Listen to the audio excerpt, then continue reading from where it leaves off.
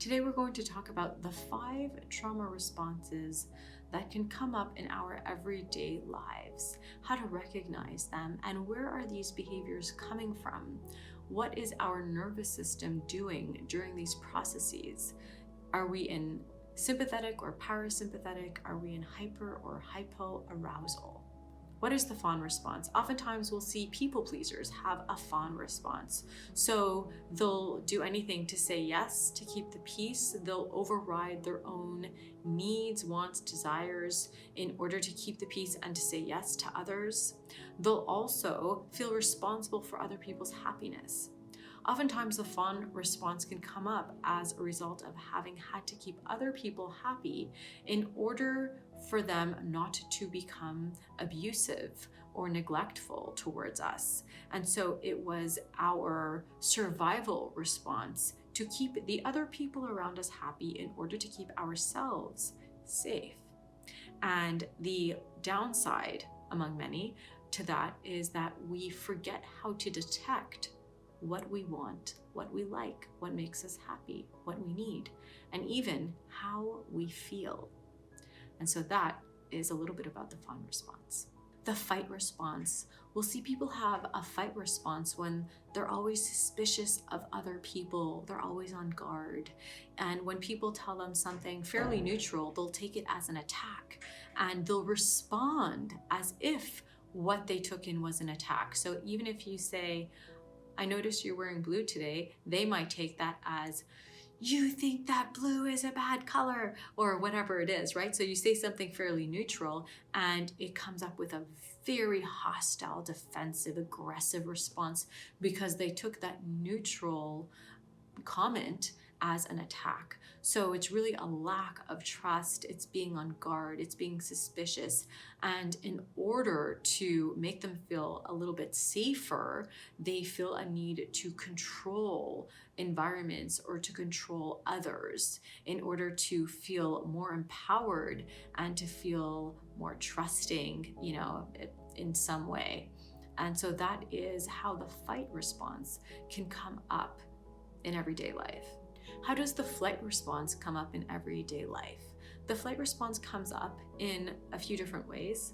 I know someone that literally just runs in order to avoid what they don't want to face. And so they will run for 6 hours, and so, well, that is definitely the flight response and they know it. And so we can be aware of our flight responses.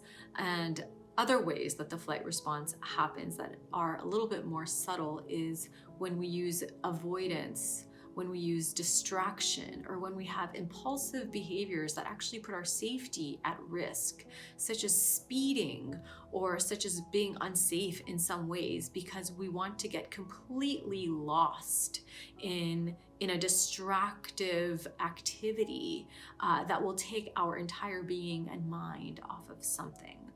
Oftentimes when we have this flight response, it is a very painful way to live, always needing to escape into something else, because when we don't escape and when we just sit with whatever we are feeling and that pain or that grief or that loss or that anger or that rage, whatever it is, it's a painful thing to sit with.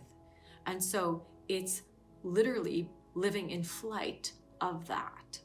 Then we have the freeze response. The freeze response results in high blood pressure, high heart rate, high sympathetic arousal, and dilated pupils. So we have someone that will fight or run as soon as they get the chance to, like an animal that has been cornered. Okay, so that's the freeze response, where they're literally frozen and they're stiff as a stone. We'll often see that we can't take nice deep breaths, or that we're holding a lot in our muscles and in our body, or clenching our fists, or just feeling, like we can't take up space, we can't breathe.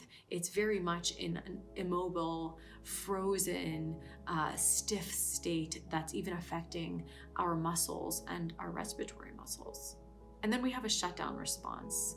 A shutdown response is an extreme response. So think of an animal going numb and going limp in order to play dead. And that's not actually their choice. It's just a physiological response where their body allows their muscles to go limp and allows them to physiologically prepare for injury. So that's low blood pressure, low heart rate, protecting them from, potential hemorrhage from bleeding out. It's also an increase of endogenous endorphins. So it's the body's natural endorphins that are released, which can be a internal physiological pain control, right, for that moment or for that short amount of time. Unfortunately, this often comes up when people are cutting themselves. So they're put into this state where these endorphins almost numb the pain. And as we are existing in this state, it's really not that conscious. So it's not being aware of what's going on inside of our bodies, outside of our bodies. It's dissociation. It's feeling almost like we are the fly on the wall that's observing ourselves from above. So it's a really dissociated state to be in. So obviously, all of these reactions that come up in our day-to-day lives or during extreme responses as well have so many nuances, and there's so many more that we can talk about, but I did want to make a short little video just to help us understand what are some trauma responses and how we can notice when they do come up. Thanks for joining me today.